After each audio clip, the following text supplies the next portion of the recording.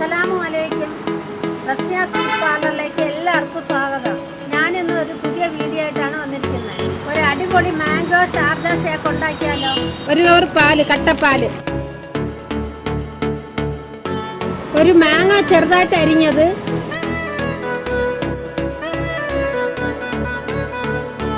രണ്ട് രസകദളി പഴം, കുറച്ച് കപ്പലണ്ടി,